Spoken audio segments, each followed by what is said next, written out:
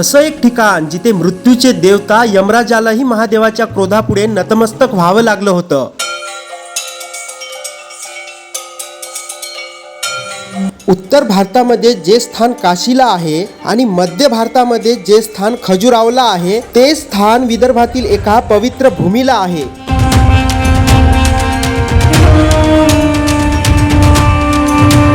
होय मंडळी, आज मी तुम्हाला घेऊन आलोय नक्षलग्रस्त म्हणून ओळखल्या जाणाऱ्या गडचिरोली जिल्ह्याच्या जंगलामध्ये लपलेल्या एका अद्भुत अशा शिव मंदिराच्या दर्शनासाठी, जिथे दर्शनासाठी लाखो भक्तांची गर्दी असते, जे की हजारो वर्षापासून आजही या भागामध्ये उभं आहे। नमस्कार मंडळी, कसे आहात तुम्ही सगळे? स्वागत आहे तुमचं आपल्या YouTube चॅनलच्या एक नवीन व्हिडिओमध्ये। आज मी उभा आहे हजारो वर्ष पुरातन अशा शिव मंदिरामध्ये आणि आजच्या या व्हिडिओच्या माध्यमातून आपण दर्शन घेणार आहोत विदर्भाची काशी म्हणून ओळखल्या जाणाऱ्या मार्कंडेश्वर महादेव मंदिराचे। तर व्हिडिओची सुरुवात करण्या अगोदर तुम्ही जर आमच्या चॅनलवर नवीन असाल तर व्हिडिओला लाईक करा, चॅनलला सबस्क्राइब करा। तर चला मग सुरू करूया हा अद्भुत प्रवास। तर मार्कंडेश्वर महादेव मंदिर हे गडचिरोली जिल्ह्याच्या चामोर्शी तालुक्यामधील मार्कंडदेव या गावामध्ये आहे।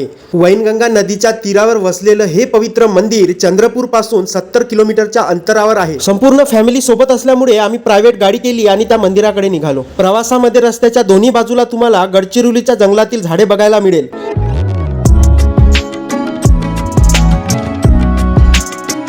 तर हे बघा मंडळी, आत्ताच आम्ही या मंदिराच्या परिसरामध्ये पोहोचलेलो आहे। इथे अशी मान्यता आहे की महादेवाच्या दर्शनापूर्वी सर्वप्रथम वैनगंगा नदीमध्ये जाऊन स्नान करून घेतले पाहिजे, म्हणून त्यासाठी आम्ही वैनगंगा नदीच्या पात्राकडे निघालो।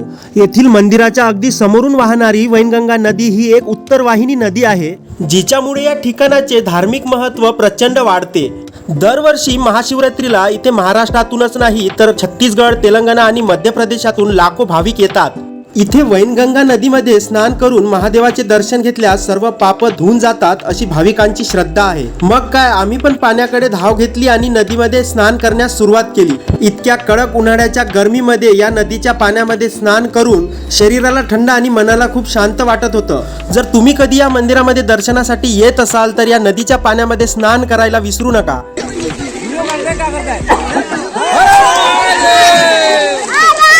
सगळ्यांचे स्नान करून झाल्यानंतर आम्ही मंदिराच्या महाद्वारातून आतमध्ये गेलो। तिथे भक्तांची खूप गर्दी वाढलेली होती। महाद्वारातून आतमध्ये शिरताच तुम्हाला मंदिराचा परिसर दिसेल। तर मंडळी, गडचिरोली जिल्ह्यातील चामोर्शी तालुक्यात वैनगंगा नदीच्या पवित्र तटावर वसलेलं हे मार्कंडादेव गाव आणि या गावामध्ये असलेलं हे पवित्र मंदिर साधारणपणे 9व्या ते 12व्या शतकातील म्हणजेच राष्ट्रकूट किंवा यादव काळातील मानलं जातं।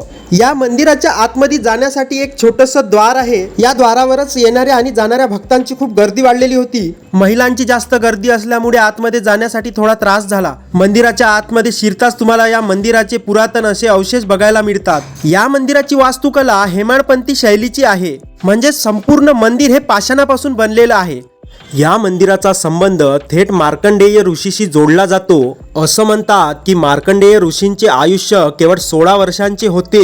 जेव्हा यमराज त्यांचे प्राण घ्यायला आले होते तेव्हा त्यांनी या ठिकाणी महादेवाच्या शिवलिंगाला घट्ट मिठी मारली होती, म्हणून भक्तांचे रक्षण करण्यासाठी स्वतः भगवान शिव प्रकट झाले आणि त्यांनी यमराजाला मागे जाण्यास भाग पाडले आणि म्हणूनच या मंदिराला मार्कंडेश्वर म्हटलं जातं। अशी या मंदिराची एक छोटीशी आख्यायिका आहे।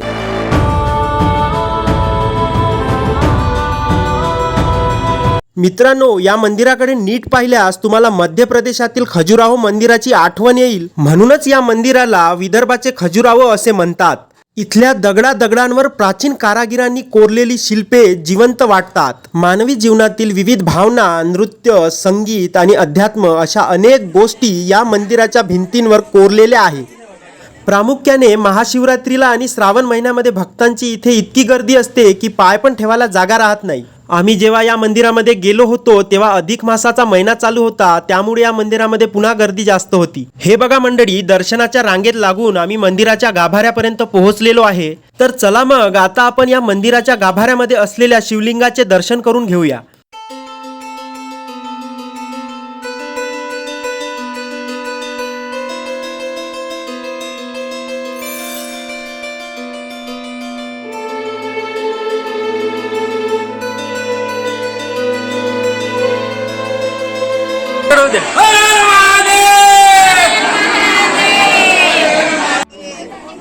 मंदिरातील शिवलिंगाचे दर्शन झाल्यानंतर तुम्ही जेव्हा दुसऱ्या द्वारातून मंदिराच्या बाहेर निघता, मंदिराच्या शिखराकडे नजर फिरवल्यास तुम्हाला जाणवेल की या मंदिराचे जे शिखर आहे ते तुटलेले आहे. असे म्हणतात की पूर्वीच्या काळी विजा पडल्यामुळे आणि काळाच्या ओघात मुख्य शिखराचं नुकसान झालं होतं. आतमध्ये गर्दी असल्यास तुम्ही मंदिराच्या बाहेरच्या शिवलिंगचे पण दर्शन करू शकता.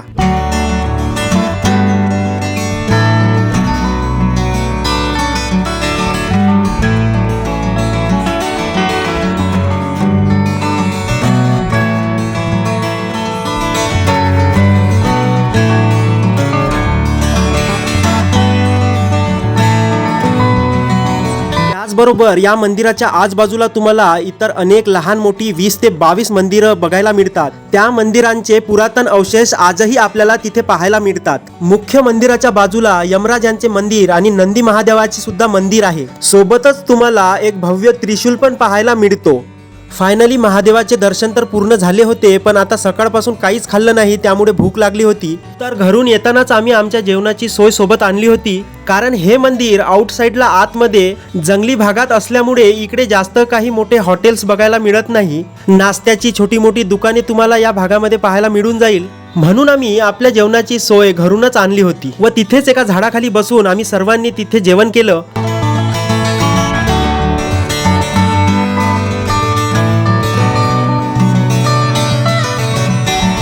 तर मित्रांनो, नक्षलवादाच्या सावलीत लपलेलं गडचिरोलीचं हे वैभव, ही शिल्पकला आणि हा अध्यात्माचा वारसा खरोखरच थक्क करणारा आहे. आपल्या महाराष्ट्रात इतकी सुंदर आणि पवित्र जागा आहे, याचा आपल्याला सार्थ आणि अभिमान वाटला पाहिजे. जर तुम्ही अजून इथे आला नसाल तर एकदा नक्की या ठिकाणी या.